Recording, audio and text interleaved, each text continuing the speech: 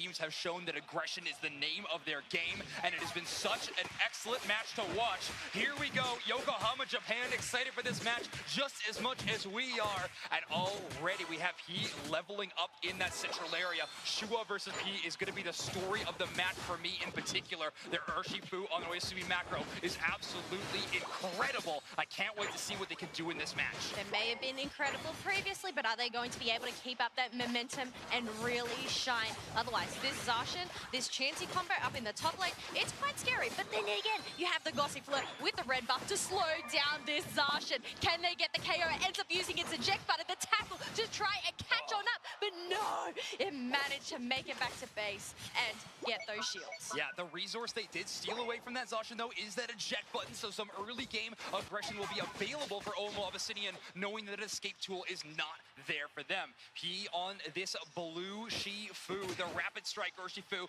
is looking to get an early knockout, but Shua and them just exchange blows and immediately retreat back, trying to get some positioning for this first 850 fight. Just a little bit of a respect there, not wanting to engage just yet, as we do have some experience on the map, but the Eevee ends up getting denied any of that and wasn't able to evolve.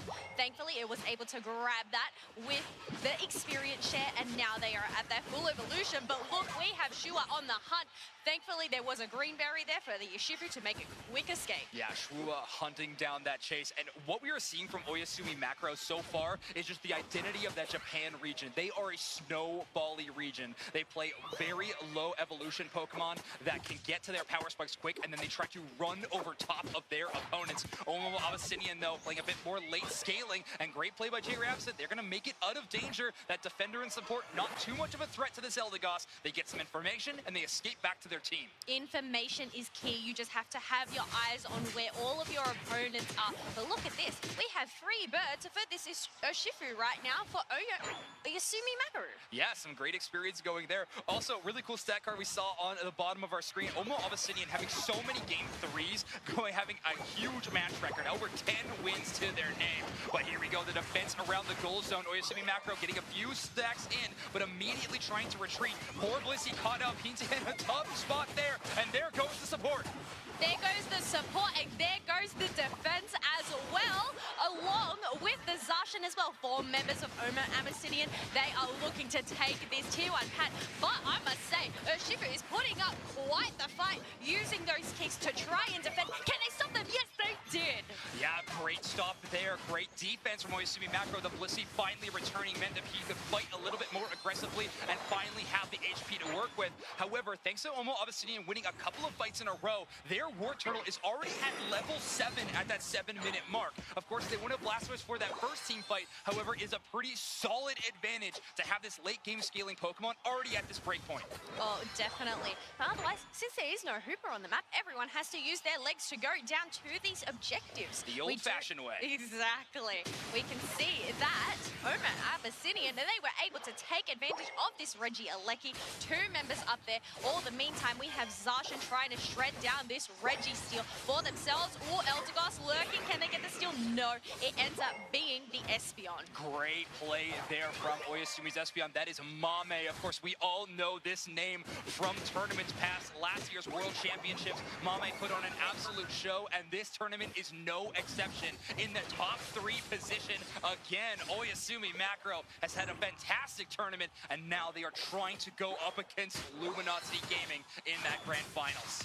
That, they have their eye on the prize, right? They want to go up against Luminosity, but they have to get through these matches first. Every single match from this point on is going to be an elimination game, and we have 3 different regions vying over this title. Any team that goes home means that their region's hopes end with them.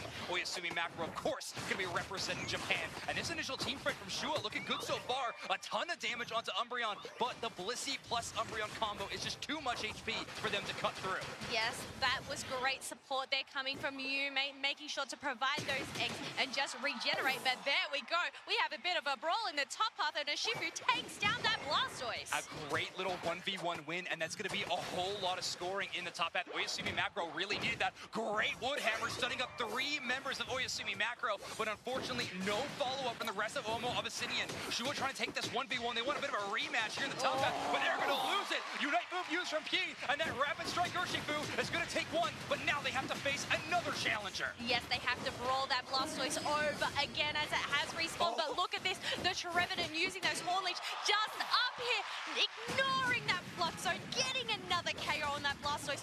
No revenge just yet. The crowd explodes for a KO from the side of Japan as a goal zone break from Oyasumi Makuro happens, but Abyssinian is turning this team fight in the bottom half into their favor. An Egg Bomb plus Station is not enough to chase down Oyasumi Makuro, playing this one safe, waiting for reinforcements as Abyssinian has all the space and they have an initial KO to start this team fight. Yes, but they also have that Blastoise Hydro Typhoon on hand if needed. You know what? It's not needed. They just shredded it up.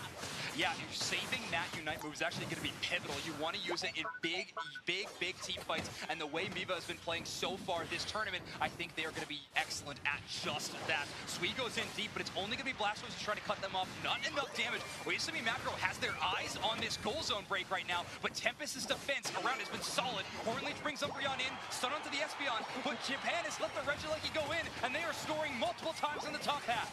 There is just a whole nother story happening in that top half between that Urshifu. But look at this brawl that is happening in that bottom half, trying to just push out flows left, right, and center here, getting in more dunks, and it is now 216 to 107 in favor of Oyasumi Makuro. But while those scores happen, Shua absolutely popping off here in the bottom half. We are going to have a 40-point overdone from Abyssinian, and that's going to give them the lead. But Kello, it is only by 1 point. 1 point, zoinks. That is so close. And this just shows the caliber of these plays. But Urshifu looks to be collapsed on in by Oyasumi. They pop their Unite move, but it wasn't enough, and they do get taken down. I don't think there was no escape from that. Yeah, a trade 1-for-1 in that scenario, but just look at the respawn timer on P. Over 20 seconds when they went down. Obviously having an amazing game, sitting at level 14 for them. The comeback experience at Abyssinian is going to be looking pretty good right there, with maybe a bit of an overextension from Oyasumi Makuro. However, look at this position. They find Tempest, Umbreon and Zacian chasing down that knockout, but Tempest finds a way to get out. Shua wants to capitalize on that damage, and Zacian goes down. Sui is out of this team fight, and a little engagement. Abyssinian takes the victory in. They do take that victory. Regieleki is about to spawn. They are circling around. They are possibly looking to shred this and create a little bit more pressure leading into the final stretch. Yeah, they're going to get this one for absolutely free. Oyasumi Makuro not putting up a stop to this whatsoever. Instead, prioritizing the levels on their Urshifu. That is a level 15. We headed into this final fight. Only level 13s on the other side, but the way Shua has been playing Zoroark in this game so far, I think you have to be terrified of that specific speedster in this final fight. Look, that is not the only Pokemon that I am terrified of. You know what? I'm terrified of a lot of these, but here we go. The final stretch is here. Liquidation does end up being popped on out. Trevenant pushing back that Umbreon with that Hornleech. Can they get the last hit? No, Blissey is there by its side to help it survive. A lot of support Unite moves used already. Both the Eldegoss Hydro Typhoon hits nobody. Almost not able to follow up on that. However, Tempest does land the Trevenant Unite move, but Umbreon is able to escape. They are not going to be knocked out. Sweet chasing down Unite move from the Zacian, and the Eldegoss also escapes. Zacian tries to pivot back, but a Unite move from Shua is going to take out Sweet. They now have an advantage, 5-4 in this final stretch. But look at the HP pools of Abyssinian right now. They are super duper low. Blissey trying their hardest to just regenerate that health. We have Umbreon trying to be that tank, get into that front line, get in those stuns. Great knockout by Mame, and now the positional advantage is completely over to Oyasumi Makuro. However, Shua has found a way into the Rayquaza pit. They're trying to do some initial damage, but only at half HP. They are so squishy. Mame drops that Espeon Unite move. Psychic Solaire grabs absolutely no one. A double stun from the Umbreon. That's a problem. And there we go. Mame follows up the big KO. Oh, but there's an Eldegoss here. No, they didn't. It ends up being that Espeon that gets the the secure, and you can hear the crowd go wild for Oyasumi Makuro. Enough about the crowd, I'm going wild, Kello. Mame getting a huge secure, and now Oyasumi Makuro is going to rack up a gigantic score lead. 1, because of the race secure. 2, because of an amazing team fight win, as 5 members of OMO Abyssinian were down. They are slowly going to be respawning back into this game, but with with just under 500 point lead, Oyasumi Makuro has dominated and won this game number 1. It is game number 1 after all, but you know what? They did put on a spectacular show. This Oshifu, it is not finished. It wants to get more KOs. He has been absolutely phenomenal on this pick in particular. A Pokemon that has really defined the metagame.